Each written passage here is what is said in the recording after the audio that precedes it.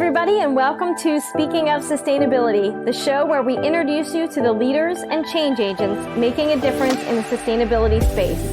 I'm your host, Colleen Falicki. After starting my composting business in 2017, I quickly realized that our communities are looking for more ways to be sustainable in their daily lives and to support eco-friendly businesses.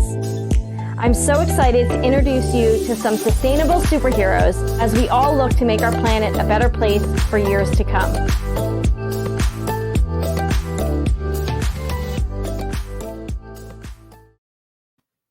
I love the music on that. Welcome, everybody, to Speaking of Sustainability. I'm so glad you could be here today. I'm super excited to introduce you to our guests. But before we do that, I just want to bring light to a fact that I learned that blew my mind, and I think it will yours as well. The U.S. makes up only 5% of the world population, but it throws away enough plastic bottles in a week to encircle the earth 5 times. That is insane.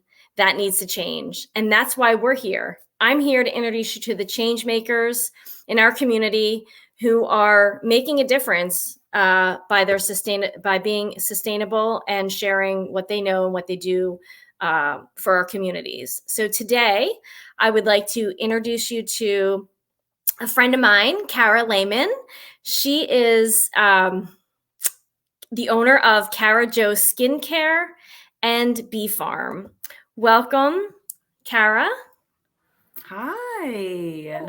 It's so great to be here. Thank you for having me. Yeah, thank you so much for being here. I'm super excited to host you. I know we were talking before about how we talk all the time, and this is kind of an extension of that, a recorded chat. Chat, yeah. One thing that I just thought of when you were saying that quote was something that blew my mind about plastic bottles and sustainability is ever since recycling started, which I don't even know when that is, but only 9% of plastic that has ever been recycled is actually recycled. Like, so we put plastic into recycling, but since the start of recycling, only 9% has ever actually been recycled. That's so insane. Gross. Yeah. So we need to stop using it. For sure. Yeah, thanks for sharing that with me. That's it's disturbing. Well, today we're going to talk about with Kara, we're going to talk about pollinators and native plants.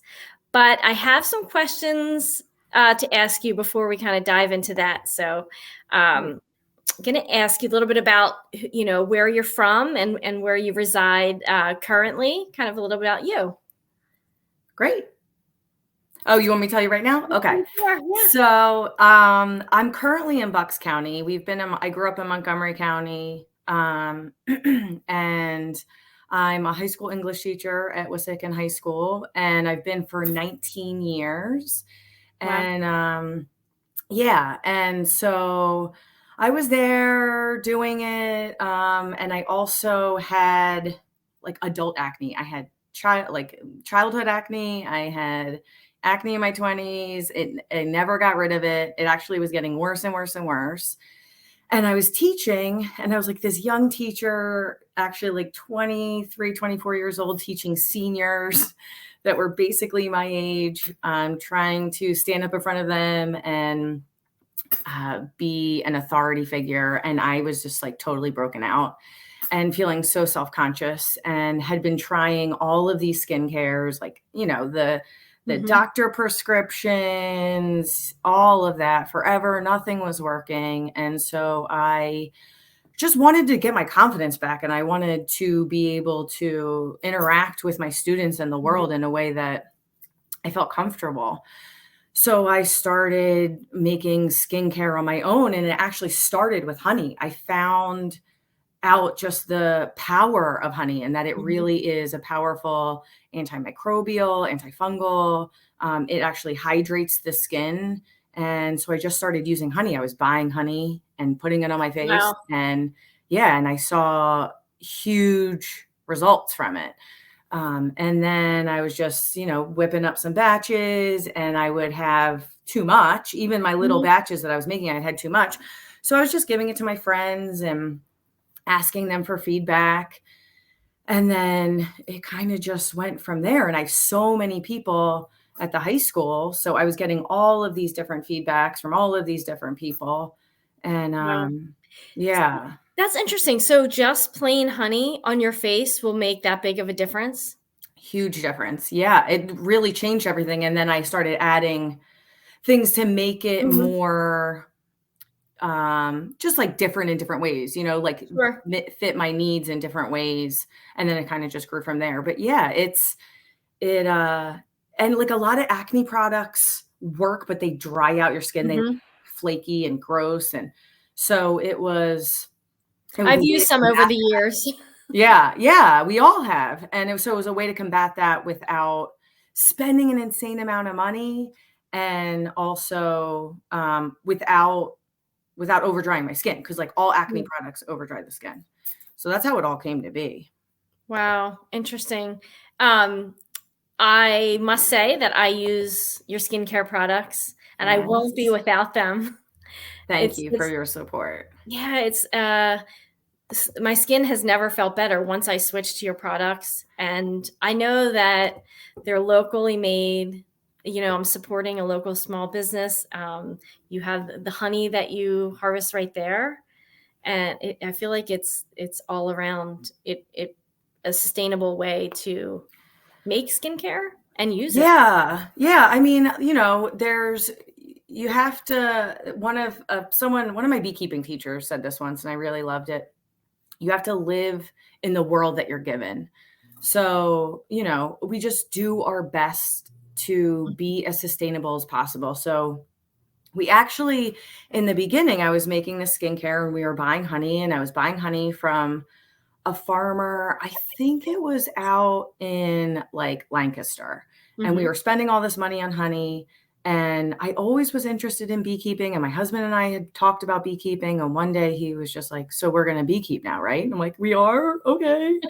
And then we took some classes and learned about it.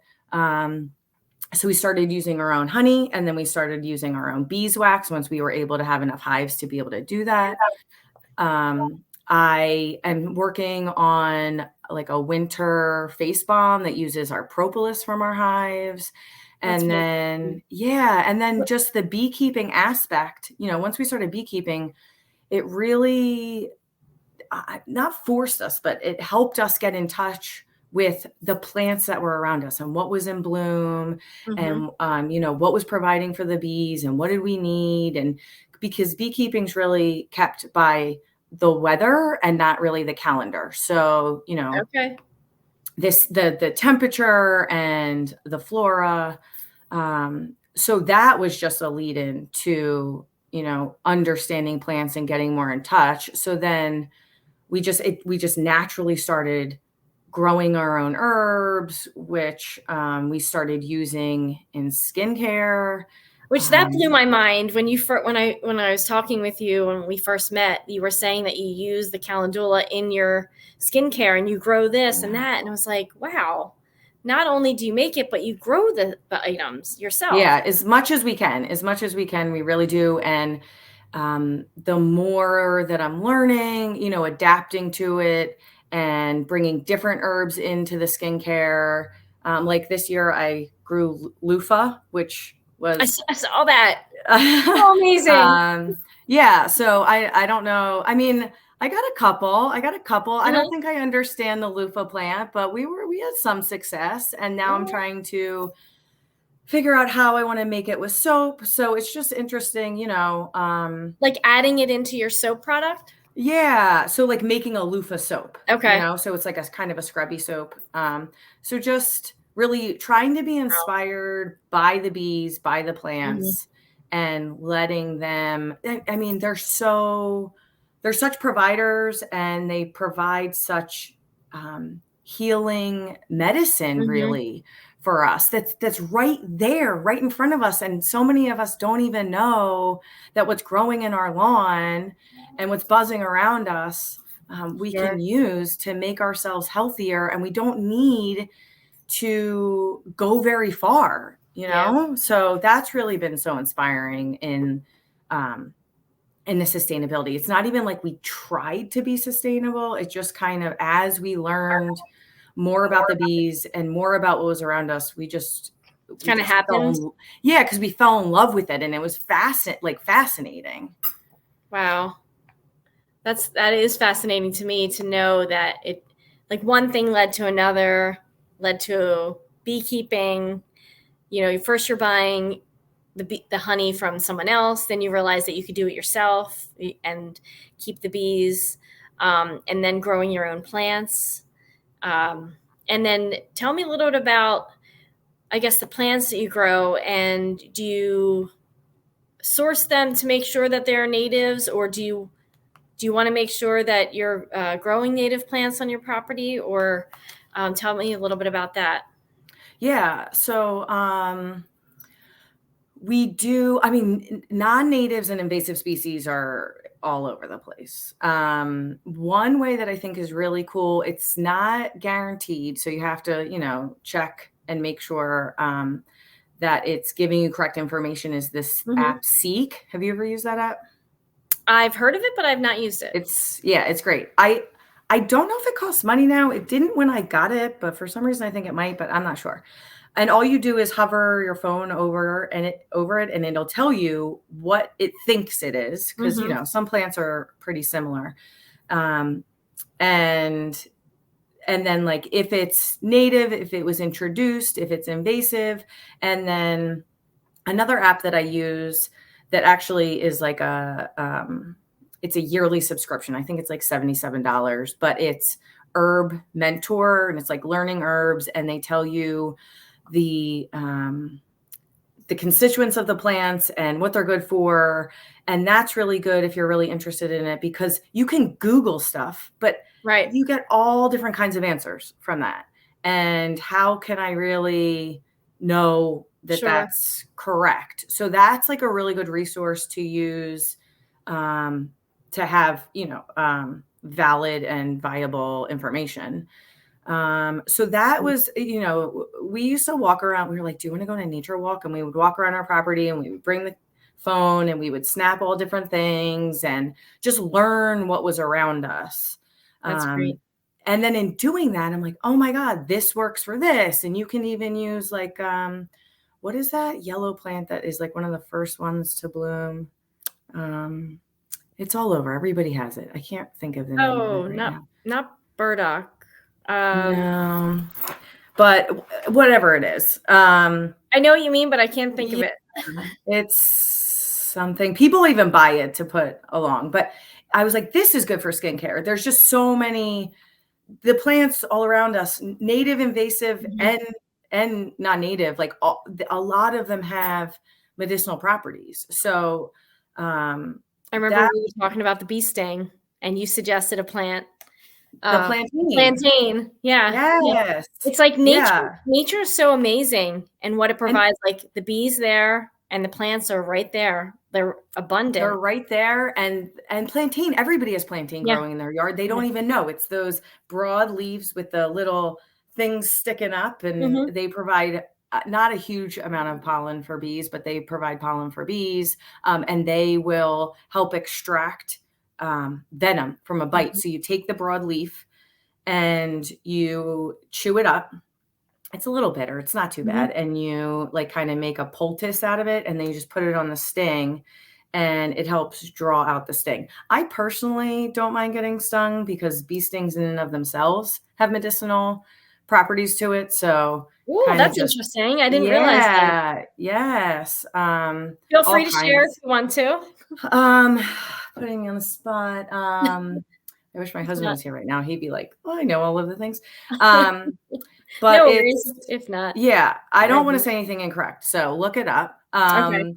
But I will do that. That's fascinating to me. Yeah, and I think it's got like anti-inflammatory. I think it sends like cortisol to the site and helps with like just repairing any tissue that's at the site, because like, if you have an injury on the body, like your body's sending all this like repair. So it's sending all of this repair hormones, or maybe not hormones, but whatever it is, to the site to help just like give it an extra little boost. Wow. That's Yeah. interesting. Plus way more than I just told you that is like beyond my pay grade. Um, I'm fascinated because it these is. are insanely fascinating. Wow. So, yeah, so we just walked around. Okay, so there were so many invasive species on our property, like multiflora rose, right? And so what we did was we started. It's way overwhelming to think that you're just going to like rid your property of invasive species because Right. they're all over the place, and a lot of them are the reason they're invasive is because they're rapidly growing. They grow by rhizomes. They spread seeds easily. Mhm. So what we did was we just took little sections and we just focused on little sections, ripped up what we could, or just like planted what we could. And also, even if like trimming back certain things to give light to other areas to really let the natives grow and like flourish rather than being choked out by the invasive species. Okay. So So section by section is how you went through your yard. How, like, is that how you would suggest if someone listening to this wanted to get rid of, native or to get rid of invasives in their yard? What would be the first step? first step is identify what is in your yard and just understand what you got going around. And I also think it's really important to not put plants in boxes like this is invasive, so this is bad, and this is native, so this is good. And, you know, it's one for one, and we got to get rid of the one and plant the other. There's a lot of invasive species that are medicinal, and we can Interesting. harvest them and use medicine out of them while trying to control their population. Like multiflora rose. Have you ever tried to get rid of multiflora rose? No, I You know, actually I don't know what it is. you do. It's everywhere. So you've seen it. It's like, oh, it's such a, it's, I hate it, but I try not to hate it because it does have a purpose. They're like these long, thorny, like limbs. They have white flowers, like white Okay. roses. And actually, because they're wide open, pollinators can get to them, especially like specifically honeybees can pollinate them easier because like other roses, they kind of have to climb in and Mhm. get them, but like the pollen and nectar is exposed.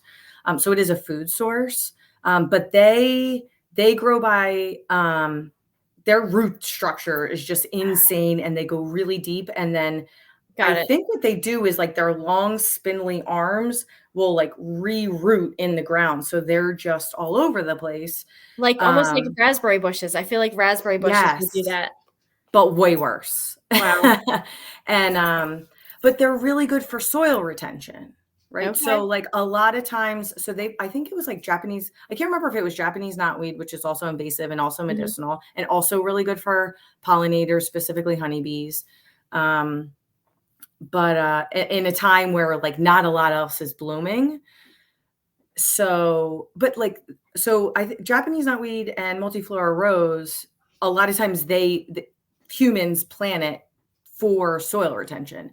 And when floods come in and the waters come in, oftentimes everything will get washed out because the Right. waters are so strong, but the root structure of these two plants really hold deep, and they can help with like Um, holding up banks and stuff. So it's important, to just understand that the benefits of the benefits of having these plants there. yeah, like we don't want to say the plants are bad. You know what? Guess who planted the plants? We planted the plants. And Right. oftentimes these invasive species will root in areas that humans have disturbed. So, we don't want to like point the finger at the plants, or, we want to think about like how we're interacting and what we're doing and how we're impacting the area to either support natives or support non-natives or invasive. So what choices are Yeah. we making? So step one is definitely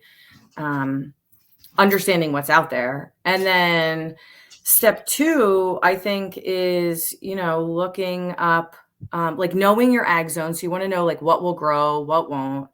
And then looking for spots that you can and want to plant, I mean, it doesn't have to be anything super intimidating. Like Greg and I we just moved to this property last year and we just bought all of these native wildflower seeds and we just walked around and we just threw them everywhere. Oh, I Like, love it. yeah. And then this year we started seeing them pop up. Sometimes wildflowers take like 2 seasons to come around. It'll take a little bit longer. What'd you say? I didn't realize that. Yeah. So like, just be patient, but it can be simple. It can be as simple as that. So you don't have to spend a lot to have these you don't have native to spend a lot, and you can also propagate plants. So, you can cut plants in half and move them around. That's always fun. And like take seedlings and try to root them.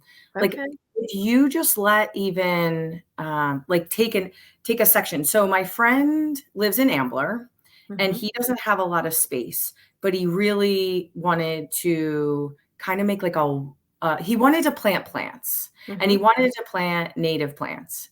And so what I said to him was put down a little tarp and kill everything that's growing there and just kind of, start over again. So it's just like this strip, like along the edge of his property. It wasn't even too big. And then he made a little like border because he wanted a border with bricks. And he's just meadowing it. And so sprinkling wildflowers, and we talked about, and then what we did was we came over to my house and like we got goldenrod. We just like dug up some goldenrod and put it in there. Is that sorry, I didn't mean to interject there, but is that the plant that you were talking about earlier, the yellow plant? Or no? Forsythia was the plant. Oh, Forsythia. Yeah, Forsythia I've never used it, but when I looked it up, because now I'm like, okay, what's this plant? Ooh, what, how is it magical, Okay. And it was just like, oh, you can use it in skincare. So then I'm always like, ooh, what can I make with this? Or even just like teas. You don't even have to be, I mean, you have to be careful and make sure that you're getting the plant that you think it is. Right. So, but even just like pouring some hot water over some plants, like violets, violets are some of the first things that come up in the spring. It might even technically still be kind of winter at that point. And just like you got to make sure that they're the right. I think that they have the heart-shaped leaves. You have to make sure that they have heart-shaped leaves. And going around and just picking them up and making violet tea is just fun. And it just, I think really the way to do this isn't to make it feel like work, like, oh, I gotta plant all these plants. It's what is this? And what can this, like, how can I interact with this thing? And what can this provide for me? And how can I help this thing grow? Or how can I kind of remove it and still what can it provide for me? And it might not provide anything, but even multiflora rose has rose hips. And the rose hips, I was walking around not that long ago, like a couple of weeks ago, eating the rose hips from the multiflora rose, and they're tart and they've got vitamin C in them, don't they? Yes, high in vitamin C. And antioxidants. So I think just trying to have fun with it is really looking important. at it from a different perspective, right? Is what it sounds like. You're instead of feeling like it's going to be a job to do this and how time consuming. Well, I wanted to ask you, what would you say could be like a call to action or the biggest takeaway that you want to give our viewers and listeners to know how to support native plants and pollinators? So I think something that we didn't mention is, so native plants is important, right? And the reason that native plants are important is because native plants help support native pollinators. So native pollinators and native plants have evolved together. And so native plants, a lot of times even native pollinators emerge at the time that their native plant, like the plants that they feed on, come around. Oh, wow. And bloom. Yeah. So, and there might be viable sources for native pollinators, but because they didn't evolve with like introduced or invasive species, they don't even visit those plants because they don't even know that the food is available. Sure. So that's one of the reasons why supporting native species is important, and why we want to do it, and why we want to give space and room for natives to grow, and maybe like cut back and uproot non-natives. Got it. And again, just like kind of learning what's around you, having fun with it, and falling in love with, the earth and the plants. And I have an herbalist teacher, and he said just the other day that I thought was really great, that we humans often talk about how we need to be stewards to the planet. And he was saying, it's not really about being stewards to the planet, because that puts us in control. And then we're, inserting ourselves in places that we don't really necessarily maybe need to. And maybe to start thinking about having more of a symbiotic relationship with what's around us. So, That's a really good point. getting to know what's around us, developing a relationship with what's around us, learning first, and Sure. not even doing, because that's a huge step. So it's not even like, okay, I got to buy all these plants, but just like, let's walk around. Let's take a nature walk. Let's find out what's around us. Let's find out what these trees are. Let's find out when they bloom. And like, trees want to grow, like looking at the ground and seeing, are there little trees, growing, and digging them up and putting them in a pot and watering them and letting them get bigger and then transplanting them. You don't have to spend all this money on new trees, but, have a little tree garden and put a little, like, I love doing that. I think I have like a couple tulip poplars and a red bud in it, like growing in my greenhouse right now, to hopefully, we'll see if they make it through the winter, but just plant to on your replant. property.